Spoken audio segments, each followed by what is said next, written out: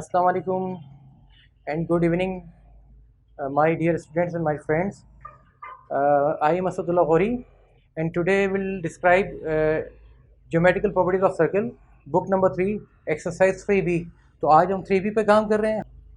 Tangent पर और circle पे बात करेंगे, circle and tangent.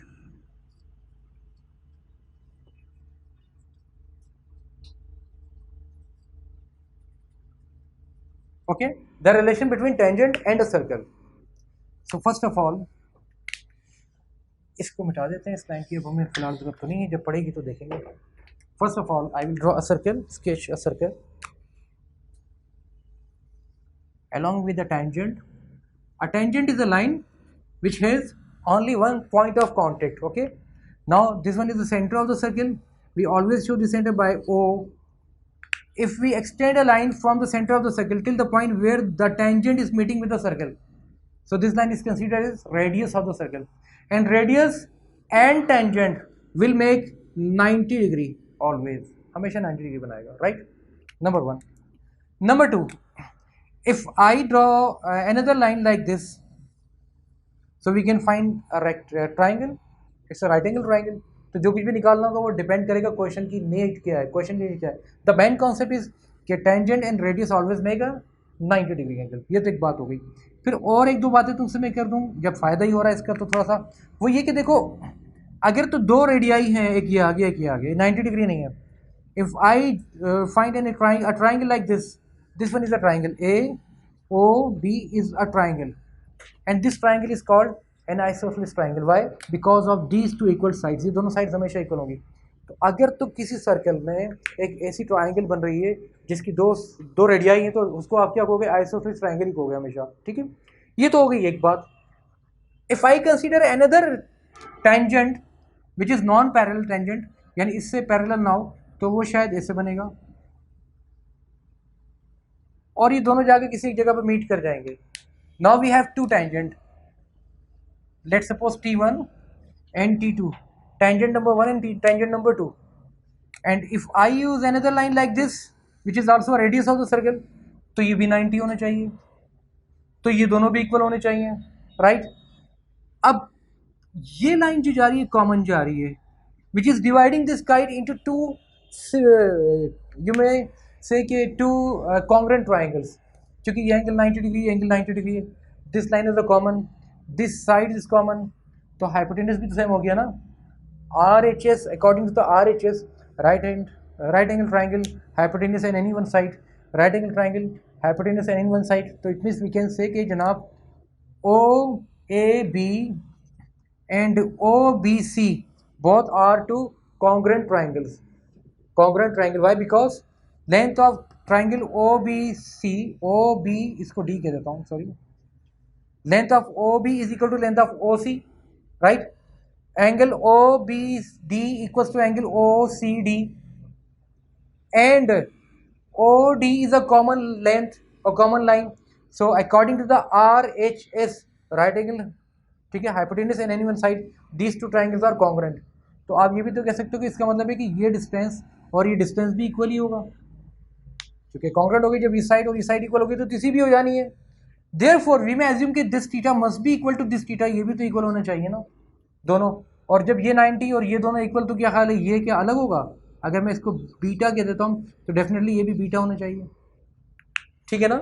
Since both triangles are congruent triangle, therefore this angle must be equal to this angle, this angle must be equal to this angle, and this line that is O D is a line of symmetry of this kite. Kite को अगर ये fold कर दूंगा तो ये exactly इसके ऊपर जाके बैठ जाएगा, ठीक है ना. वो जो बच्चियों को उड़ाते हैं ना, जो एक बनाते हैं, तो क्या बनाते हैं एरोप्लेन, तो एग्जैक्टली इसी शेप का होता है वो, तो बिल्कुल वही बन जाएगा, ठीक है.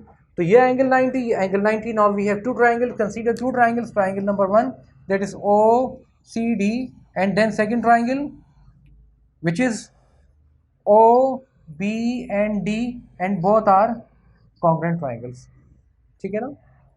तो यहाँ तक बात तुम्हें क्लियर हो गई, कोई कंफ्यूजन नहीं है, बेहतरीन. आगे चलते हैं. बस इस बात के बाद तो अब हमें क्वेश्चन ही करना है, और तो कोई बात नहीं है, इसको नोट कर लो तुम, ठीक. आगे ना बेहतरीन. एक दो कंडीशन आ गई, एक तो ये कि centre and tangent always make 90 degree angle, है ना. and the distance from the point C to D, which is a point of intersection of two tangents, means BD and CD must be equal. Angle BDO must be equal to the angle BDB ODB, CDO ODB, और इसी तरह से BOD must be equal to COD. खत्म बात. Okay जी, तो हम अपनी बात आगे लेकर चलते हैं ज़रा इस पर. और प्रैक्टिस नाउ क्वेश्चन नंबर 4 पे बात कर रहे हैं. इसको देखना ज़रा क्या करना है. और again we have a triangle, no triangle but circle with a triangle.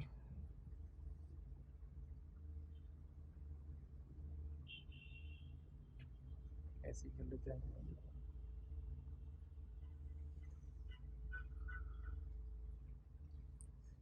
Centre of a circle O,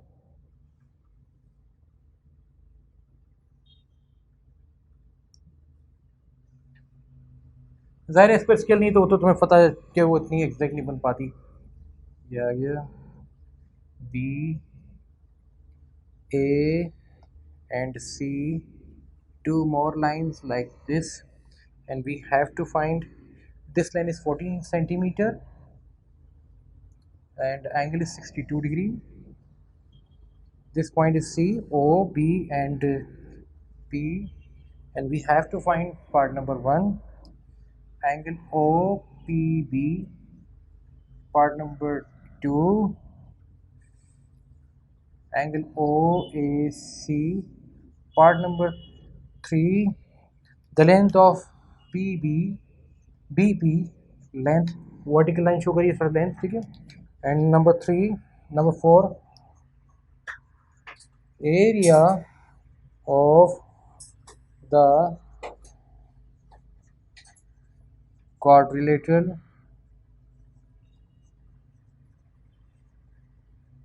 A, P, B and O. A, P, B and O. Okay. So जनाब देखते हैं, एक एक करके बात करते हैं. और पहले इसको बाद में पढ़ेंगे, यहाँ पर देखना शुरू करते हैं कि क्या क्या कर सकते हैं. Let's suppose this angle be 42 degree. Can we take this 62 degree. इसको भी हम 62 ले सकते हैं ना. Yes. What about this angle 90 degree. तो 62 minus 90 is equal to 28 degree. ये भी होगा, है ना. This one is 28 degree. यहाँ तक बात हो गई. अब आते हैं O P B. O, P and B, which is 28 degree. निकल गया भाई.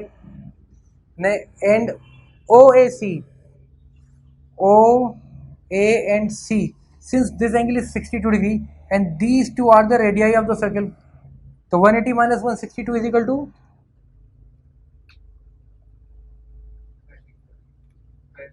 28 20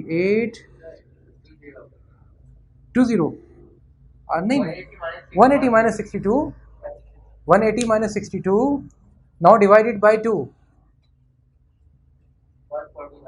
149 को अब तुम 2 से 148, 62 है ना, तो इवन नंबर है, और तो नहीं आना चाहिए answer. See 180 degree minus 62, 8 7 minus 1 और 118, ठीक है. And yes 59. अब इसको डिवाइड करते हैं, that is 59 degree and 59 degree. तो ये भी आ गया भाई कितना, 59 degree. Got it right. Now length of B and P, where is B, where is B and P, ये लेंथ निकालनी है हमें. और हमें ये पता है 14. जी बेटा इधर देखो, पी बी कहाँ है, पी बी वो रहा, राइट. ठीक है. Can we use this formula, tangent of 28 degree equals to 14 upon PB. Am I right? Tangent of 28 degree is equal to perpendicular upon base. Therefore, P and P equals to 14 over tangent of 28 degree. Please check it out. Find your answer. 33.3. 23. Okay. 26.3 units, जो भी आ रहा होगा उसको unit लिखा, तो centimetre को तो centimetre ही लिखा है, centimetre, right. Now last thing, that is the area of the quadrilateral.